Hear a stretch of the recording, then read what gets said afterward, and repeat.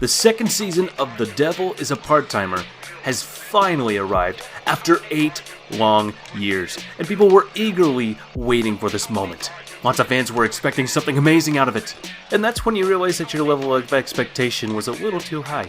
This video will be filled with spoilers, so I'll advise you to watch the anime first and then come back to this video. You can also comment down your views too, so let's get started. The second season is already halfway through, and we haven't seen anything amazing. We loved the first season as it was different from other isekai genres. Season 1 was filled with comedy, drama, and also some action. After watching the 6th episode of Season 2, I'm a bit skeptical about the future of this series. It's not entirely bad, but if we compare it to Season 1, this season does not come close.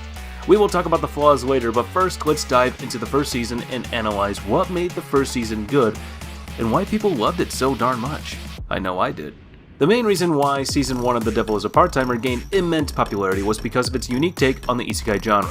We all are tired of watching the same concept in isekai anime, where a character gets transported to a fantasy world and it is just like eating the same food over and over again. You like having a pizza the first time that you have never tried in quite a while, but then the 20th time that you have it in a row, it just kind of becomes a little stale.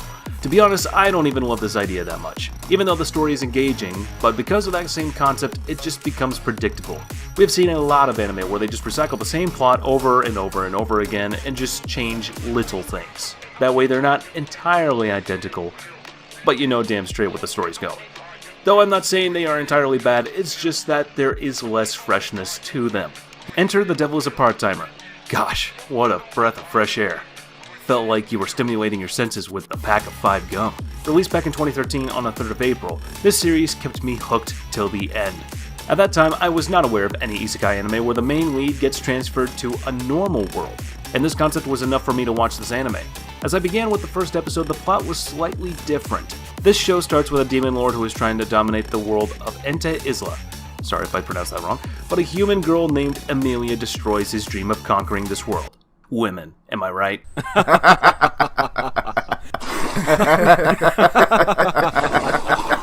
To retreat, the demon lord escapes through a portal that takes him to another world, and this world is none other than Earth. They find themselves in Japan, and their appearance changes into humans, and now they are left with very limited power.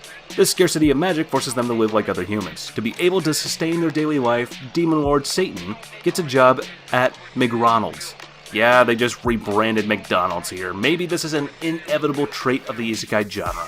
Repackaging is a must. Jokes apart, this makes the basic premise of the story. The companion of Satan handles the house as he made a vow to serve the demon lord. The girl Amelia also manages to follow Satan, but she realizes that Satan is not that bad, at least in human form. The show is filled with comedic punches, not going over the top or trying to be different with a comedic approach. It also has some action elements as it does leave the fantasy world behind while focusing on the Earth. We do see some of the characters joining in from the Ente Isla world to kill Satan. This adds to the action sequences, which are quite good. The show gives time to every character, which makes the whole plot much more engaging. The characters' interactions feel genuine, and the good part is that they do not try to make every conversation funny, as a lot of anime do these days. Nothing was amazing in this anime, but still, it was a great watch. Creators kept the anime simple and subtle, which worked perfectly, and there was nothing bad in the anime to pinpoint. Everything was just good and simple. I believe keeping things simple is also a good approach when everyone is trying to overdo things, especially in this genre. In 2013, it was okay-ish, but now the first season has aged very well like a fine wine. Red Dry specifically. People who are bored with the same old isekai plots will love this one. The first season was very grounded, and a lot of us can actually connect to the character of Satan. Despite being a very powerful lord, he still struggles to even get a proper meal. This tells us more about how we can't actually control destiny. I'm the kind of person who tries to find life lessons in everything, so please bear with me. After waiting for 8 long years, we finally got the second season, but do we need it? At that time, the isekai genre was still new, which gave the creators an edge to make something unique, but now in 2022, we have a plethora of isekai anime, and there is very less space for something new. I was hoping to see something new again this time, but all I can see is a spin-off or parody of Spy Family. Yes, this was the first thing that came to mind. The show starts at the same point as Season 1 ended. We still see Satan struggling in his life, he has the same job, and a love interest. But the story takes a turn. A mysterious big yellow apple comes out of a portal, which later transforms into a girl. The girl thinks that Satan and Amelia are her mom and dad, which is not the case. Satan and Amelia are in shock and don't know where she came from. They later find out that she belongs to Ante Isla and is now, somehow, connected to Satan. There is also an angel named Gabriel who wants to take the girl back as he says she belongs to her. The girl has magical powers, thus making it clear why Gabriel wants her. This is the plot of this season.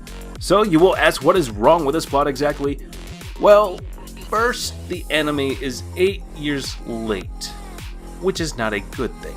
The viewers now have different tastes, and this plot is not something we haven't seen. The same type of plot we have seen in My Hero Academia, Spy Family, and I'm sure there are a few more. Although this arc is not the biggest problem, the problem is timing in other anime. Spy Family raised the bar in terms of comedy and drama, and having the same plot where someone becomes a family member even though they are not has been done just a month ago, and they did it 10 times better. As a viewer, I cannot stop myself from comparing these scenarios, and even if I ignore this fact, things don't look good. The first season was amazing because it had a fresh concept, good dialogue, and great animation. This season lacks in these domains too. The comedy feels forced this season, which was not the case in the first. So many characters are starting to overlap each other while they were the strength of the show within the first season. But now, the characters aren't adding anything to the storyline, rather they are diverting from the main one, which makes the plot less engaging, and even I felt some scenes were entirely boring. To make things worse, the animation it's not stellar. Even if I don't compare it with some latest anime, it falls flat in some areas. But oh boy, this season just lacks in terms of animation. You can feel the lack of details during a fight scene against Gabriel and also in the latest episode where they dodge a small tornado. I know this can't be helped as the budget is low, but maybe they are saving it for the finale. But we can ignore the bad animation if we like the story, which goes back to our first point. This season is pretty slow paced with unnecessary characters and annoying dialogue. We still have 6 episodes left and we can only hope for better episodes. We have seen creators ruining the entire series before, like the Rising of the Shield Hero series similarly. It had a great first season, but the second, it was just completely trash. Let me know your thoughts, whether you agree with me or not. I'd love to hear your opinions and just discuss it down below in the comments. We'll be back with some more discussions another time. So as for now, I'll catch you later. See you in the next one.